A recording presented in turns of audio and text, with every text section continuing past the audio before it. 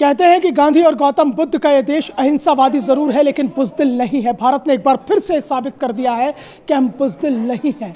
हम बेगुनाहों का कत्ल नहीं करते हैं, बल्कि हम आतंकवाद को लेकर अगर कोई फन फैलाता है तो उसको फन को कुचलने का काम करते हैं। इतिहास उठाकर देख लीजिए, प्रधानमंत्री नरेंद्र मोदी का 56 इंच का जो सीना है, उस सीने ने ऐसा जवाब दिया कि मुश्किल हो गया पाकिस्तान का जीना। उरी हमले के ठीक 11 दिन बाद सर्जिकल स्ट्राइक, पुलवामा हमले के ठीक 12 दिन बाद एयर स्ट्राइक और पहलगाम आतंकी हमले के ठीक 12 दिन बाद एक और एयर स्ट्राइक और आतंकवाद पर अंतिम प्रहार। 56 इंच के सीने का मैंने जिक्र किया है। पूरा गणित समझाएंगे हमारे कंसल्टिंग एडिटर आशुतोष अग्निहोत्री जी। आपका बहुत बहुत स्वागत है। 56 इंच के सीने ने मुश्किल कर दिया पाकिस्तान का जीना।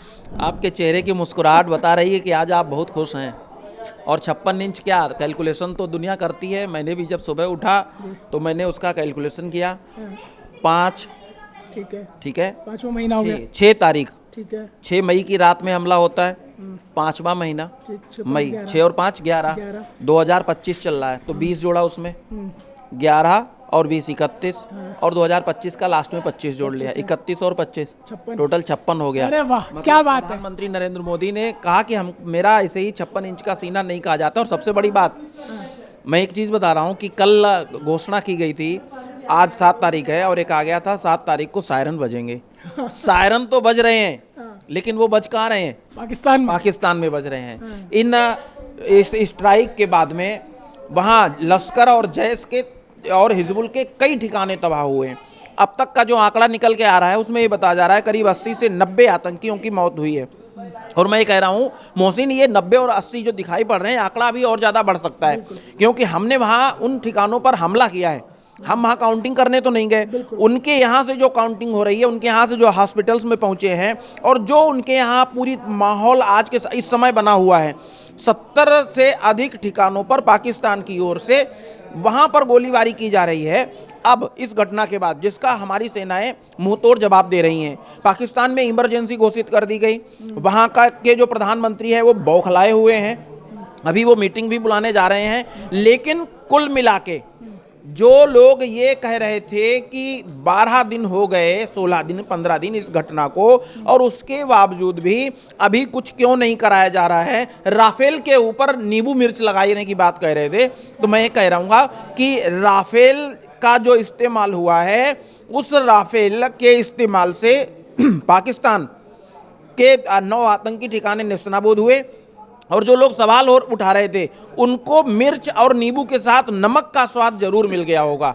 मैं बहुत खुश हूँ आज, और इसलिए खुश हूँ कि वो 9 ठिकाने, मैंने उन 9 ठिकानों के बारे में मैं जानता हूँ कि जनता को बताना चाहिए। जी बताइए। पाकिस्तान के जो 9 ठिकाने हैं जहां पर रात में हमला किया गया, और इस हमले का पूरा सूत्रधार इस बार भी अगर कोई व्यक्ति रहा तो वो एक ही रहा, हमारे पास में जो मोदी के हनुमान हैं प्रधानमंत्री के, जिनका नाम है अजीत डोभाल।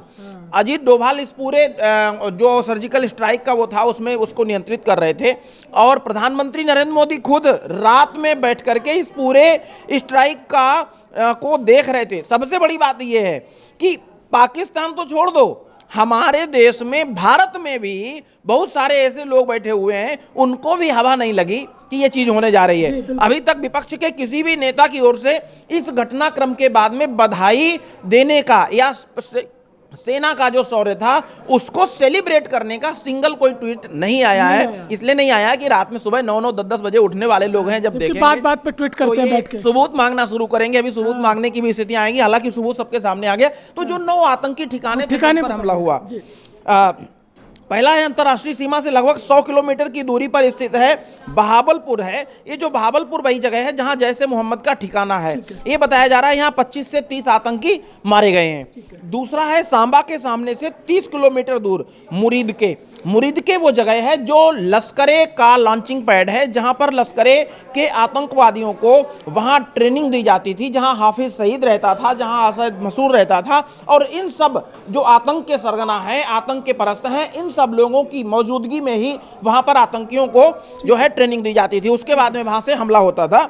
एक तीसरी जगह जो है गुलपुर है, ये एलओसी और पुंछ राजौरी से करीब 35 किलोमीटर की दूरी पर है।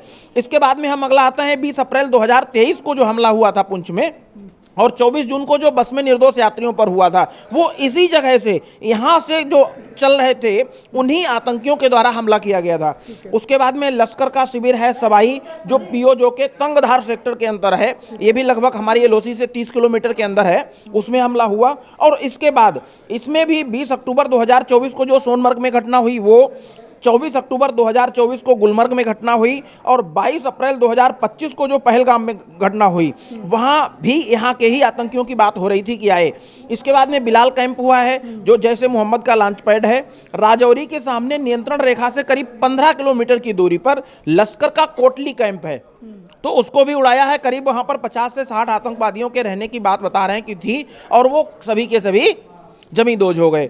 इसके बाद में बरनाला कैंप है, जो राजौरी के सामने नियंत्रण रेखा से करीब 10 किलोमीटर की दूरी पर है। सरजाल कैंप है। जयस कैंप जो है ये सांबा कठुआ के सामने अंतर्राष्ट्रीय सीमा से करीब 8 किलोमीटर की दूरी पर है। और उसके बाद महमूना कैंप अंतर्राष्ट्रीय सीमा से 15 किलोमीटर की दूरी पर है, और ये भी जो है आतंकवादियों का एक बड़ा ठिकाना है। तो इन 9 ठिकानों पर सर्जिकल स्ट्राइक हुई है, और इस सर्जिकल स्ट्राइक में सभी आतंकी ठिकाने जो ये 9 थे, ये 9 के 9 ध्वस्त हो गए हैं।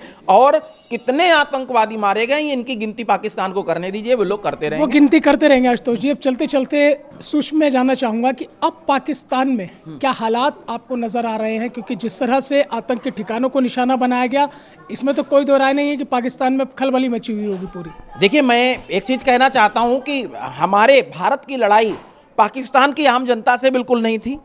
हमारी लड़ाई उन आतंकवादियों से है जो पाकिस्तान में रह करके भारत की जमीन पर हमला करते हैं, भारत के लोगों पर हमला करते हैं। भारत में जिस तरीके से 22 अप्रैल को जो घटना हुई, उन्होंने निर्दोष नागरिकों को मारा, तो पाकिस्तान में निश्चित रूप से जब इस तरीके की कोई सर्जिकल स्ट्राइक होती है, कहीं भी कोई चीज होती है, तो भगदड़ तो मचती है। लेकिन इस भगदड़ में भी लोग वहां पर पाकिस्तान की सरकार को कोस रहे हैं, और ये कह रहे हैं कि इस सरकार की नाकामी से, इस सरकार के द्वारा जिस तरीके से आतंकवादियों को पाला जा रहा है, उसी के कारण उनके घर में ये घटना हुई है। डरे हुए हैं, सहमे हुए हैं, और लोग मोदी से एक ही मनुहार लगा रहे हैं कि साहब हमें बख्श दो, हमें बख्श दो। यही पाकिस्तान के लोग गुहार लगा रहे हैं, क्योंकि पाकिस्तान में लोग डरे और सहमे हैं, क्योंकि जिस तरह से भारत ने आतंकवादियों के 9 ठिकानों को नेस्तनाबूद किया है और आतंक पर अंतिम प्रहार किया है। लगातार न्यूज़ 1 इंडिया के डिजिटल प्लेटफॉर्म पर इस तरह की चर्चा चलती रहेगी, और हम लगातार आप तक हर एक अपडेट पहुंचाते रहेंगे। आप बने रहिए न्यूज़ 1 इंडिया के डिजिटल प्लेटफॉर्म के साथ।